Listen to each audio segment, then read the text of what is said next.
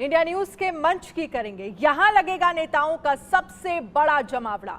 24 के नतीजों के बाद सबसे बड़े मंच पर नजर आएंगे सत्ता पक्ष के धुरंधर, तो वहीं सुनाई देगी विपक्ष की आवाज। केंद्रीय मंत्रियों से लेकर मुख्यमंत्रियों तक आपके सवाल पूछेंगे हम। 29 जुलाई को दिन भर यानी कि कल बने रहिए इंडिया न्यूज के साथ और देखते रहिए राजनीतिक दिग्गजों का।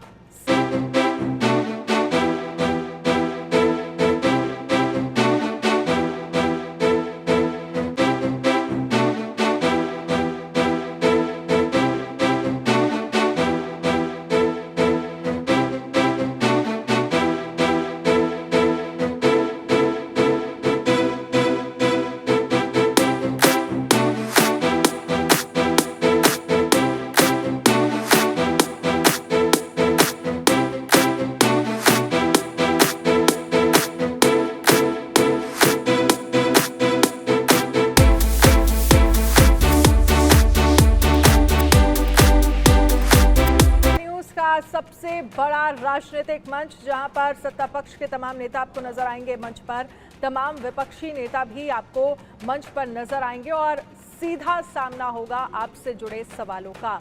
रचना बंसल मेरी सहयोगी न्यूज रूम से हमारे साथ लाइव जुड़ गई हैं। रचना, कल के मंच को लेकर क्या जानकारी है, कितना बड़ा ये मंच होने वाला है और 10 बजे से लगातार तमाम राजनीति के बड़े दिग्गज हमारे साथ होंगे। जनता के सरोकार से जुड़े तमाम सवाल सीधे हम उनसे पूछेंगे। अभी आपने कहा कि दर्शकों से सुबह 10 बजे से लगातार जुड़िएगा, तो आप और हम तो 8 या 9 बजे ही पहुंच जाएंगे वेन्यू पर और वहां जहां मेहमानों का आना शुरू हो जाएगा।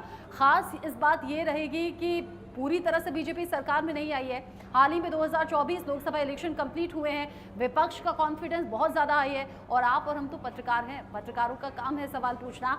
आम लोगों के जहन में जो जो मुद्दे हैं वो मंच से सीधा हम उन राजनीतिक दिग्गजों से पूछने वाले हैं, जिनका जवाब जनता तक पहुंचाना हमारा फर्ज भी है। सत्ता पक्ष से पूछा जाएगा कि भाई जो अनुमान था वो उस हिसाब से आया नहीं आपका रिजल्ट, तो फिर उसको लेकर आप क्या कहेंगे। हालांकि लगातार मीटिंग्स दिल्ली में चल रही हैं, वो खबर भी हम अपने दर्शकों तक पहुंचा रहे हैं। साथ ही साथ विपक्ष की बात करना यहाँ जरूरी है। इंडिया ब्लॉक जो कि कॉन्फिडेंट बहुत ज़्यादा है। 10 साल पिछले जो नेता प्रतिपक्ष के बिना गुजरे हैं, इस बार नेता प्रतिपक्ष भी हैं।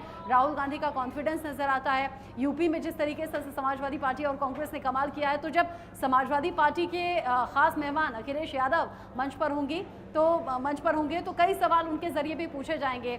हाल ही में जिस तरीके से केशव प्रसाद मौर्य का ये जो पूरा वक्त रहा, पूरे घटनाक्रम रहा, दिल्ली उनका पहुंचना, फिर वो जो सोशल मीडिया पर उनका पोस्ट करना या बयान करना कि संगठन सरकार से बड़ा है, अखिलेश यादव ने बहुत चुटकी ली थी, मंच से भी उन बातों को दोहराएंगे।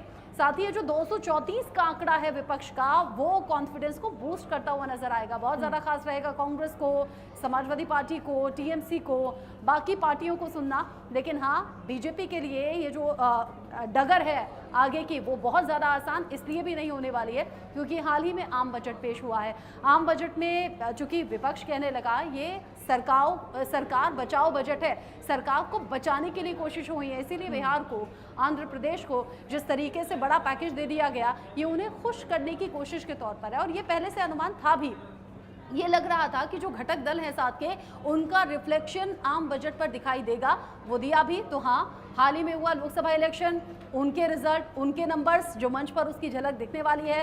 कौन सा राजनेता कौन सी पार्टी को रिप्रेजेंट करेगा और कैसे सवालों का सामना होगा, ये देखना दिलचस्प रहने वाला है। और जो हाल ही में आम बजट, अभी बुलेटिन से पहले आप और मैं बात कर भी रहे थे कि भाई आईफोन 6,000 रुपये तक सस्ता हो गया है, सोने पर जो दाम है 4 दिन में 6,000 रुपये तक सस्ते हो गए हैं, तो आगे क्या खरीदना है, ये आपके और हमारे चेहरे पर मुस्कान लेकर आया है। लेकिन कई ऐसे वर्ग के लोग हैं जो आम बजट से उम्मीदें लगाए बैठे थे, लेकिन उम्मीदें उस तरीके से फुलफिल नहीं हुई। यही विपक्ष मुद्दा उठाने वाला है और इन सब बातों की झलक इंडिया न्यूज के राजनीतिक मंच पर कल सुबह 10 बजे से लगातार। और बिल्कुल, क्योंकि रचना आप बजट का जिक्र कर रही हैं, तो एक तरफ बीजेपी ये कह रही थी, सरकार ये कह रही थी कि समृद्धि वाला बजट है, लेकिन वहीं राहुल गांधी ये कहते हुए नजर आए, मल्लिकार्जुन खड़गे ये कहते हुए नजर आए तो सरकार बचाओ बजट है और दूसरा कुर्सी बचाओ बजट है और दूसरा कॉपी पेस्ट है, वो भी ठीक से नहीं किया गया। ये भी आरोप जो है वो विपक्ष लगातार आए और मुझे लगता है कि कर आरोपों के ये जो तीखे बाण हैं वो और ज्यादा तेज हो जाएंगे जब आमने सामने होंगे पक्ष और विपक्ष के नेता। देखिए अनन्या, ये तो पत्रकारों के लिए और ज्यादा इंटरेस्टिंग हो जाता है जब ये आरोप प्रत्यारोप होते हैं और आम जनता को सुनना बड़ा अच्छा लगता है कि डिफेंड करते हुए जो वार उनकी तरफ आ रहे हैं, यानी कि जो तीर छोड़े जा रहे हैं, चाहे वो सत्ता पक्ष हो या विपक्ष हो, उनका सामना करते हुए जवाब फिर क्या दिया जाता है। बिल्कुल ठीक बात है, जिस तरीके से बजट पेश हुआ, जैसे मैंने कहा कि बिहार और आंध्र प्रदेश को खुश करने की, यानी कि जेडीयू और टीडीपी जिनके बिना सरकार बनती नहीं, उन पार्टियों को सीधे तौर पर खुश करने की यहाँ कोशिश हुई है, जिसकी झलक बजट में दिखती है। और इसीलिए विपक्ष और कांग्रेस खास तौर पर यह कहती हुई नजर आई कि ये सरकार बचाओ बजट है और ये कांग्रेस का मैनिफेस्टो है जो कॉपी पेस्ट कर दिया गया। एक तरीके से कॉम्प्लीमेंट भी है कि भाई कांग्रेस का मैनिफेस्टो अगर कॉपी पेस्ट हुआ है तो उसकी बजट में झलक दिख रही है। साथ ही साथ दूसरा कॉन्ट्राडिक्शन ये भी है कि अगर कांग्रेस कह रही है मैनिफेस्टो को कॉपी पेस्ट कर दिया है तो फिर आपको बजट में कमी नहीं निकालनी चाहिए।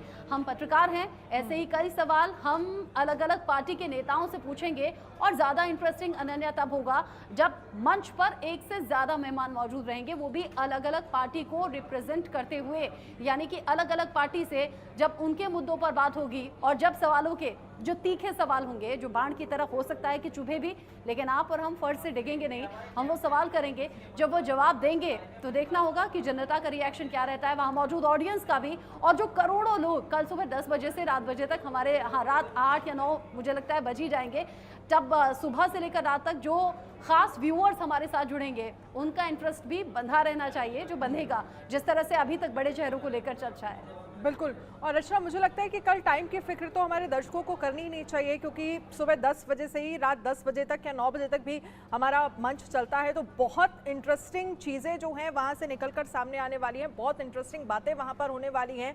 और मुझे सबसे ज़्यादा उम्मीद इस बात को लेकर है, सबसे ज़्यादा इंटरेस्टिंग मुझे ये लगने वाला है कि जो नए नवेले सांसद पहुँचे हैं, चाहे वो उत्तर प्रदेश से हों चाहे बिहार से हों, जिसमें महिला सांसद भी हैं, उनके लिए ये पूरा एक्सपीरियंस कैसा रहा और आगे वो अपने अपने क्षेत्र के लिए क्या करना चाहेंगी, क्या है उनका रोड मैप आने वाले वक्त को लेकर, ये भी सवाल हो। मुझे लग रहा है प्रधानमंत्री नरेंद्र मोदी की सोच पर जाती हुई नजर आ रही है अनन्या। जब लोकसभा इलेक्शन का रिजल्ट सामने आया था तो पीएम मोदी ने भी वो जो नए चुने हुए सांसद थे उनसे मुलाकात की थी, बात की थी।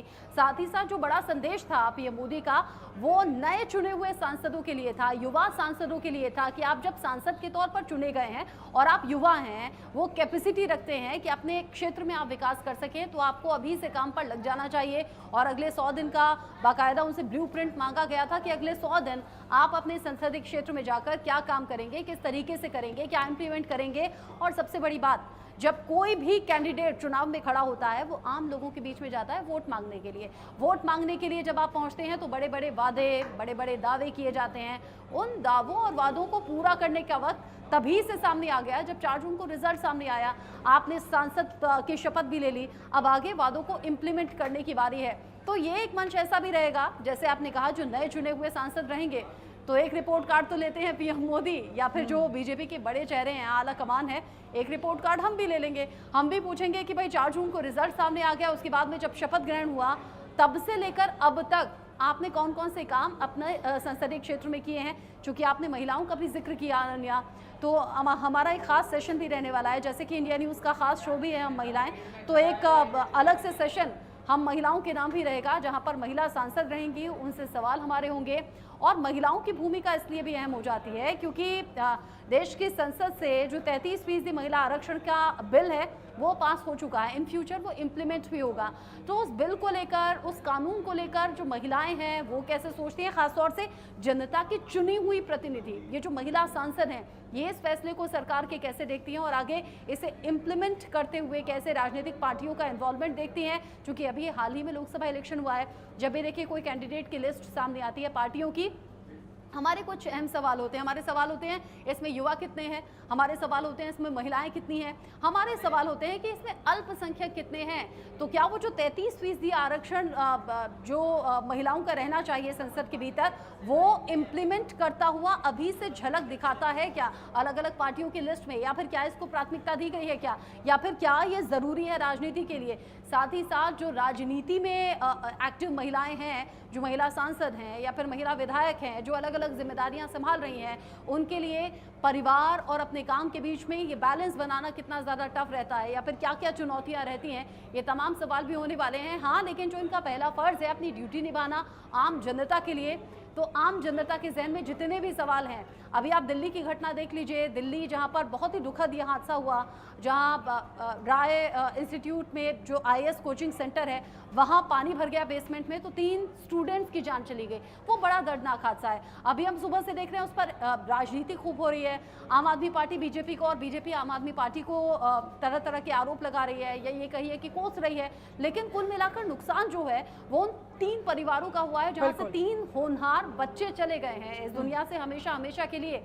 तो ऐसे ही बहुत से बुनियादी सवाल हैं। अभी पिछले दिनों आपको याद होगा दिल्ली में ही जब बारिश हुई थी, पानी बहुत भरा हुआ था, एक कॉलोनी में IAS की तैयारी कर रहा था, UPSC की तैयारी कर रहा था स्टूडेंट, वो भी इसी तरह करंट की चपेट में आकर उसकी भी मौत हो गई थी। तो आए दिन होने वाली जो घटनाएं हैं, पिस्ता सिर्फ और सिर्फ आम आदमी है, लेकिन जो जनता के लाखों वोट पाने के बाद जीत जाते हैं, वो जीतने के बाद इन प्रॉब्लम्स पर ध्यान कितना देते हैं, क्योंकि दिल्ली में ही कॉन्क्लेव होना है, दिल्ली में ही ये घटना हुई है, तो बिल्कुल मंच पर इसकी गूंज भी सुनाई देगी कि कैसे बेसमेंट में इतना पानी आया, इसके पीछे जिम्मेदारी किसकी है, जवाबदेही किसकी है, और वो जो 3 चिराग बुझे हैं उसके पीछे जिम्मेदार है कौन।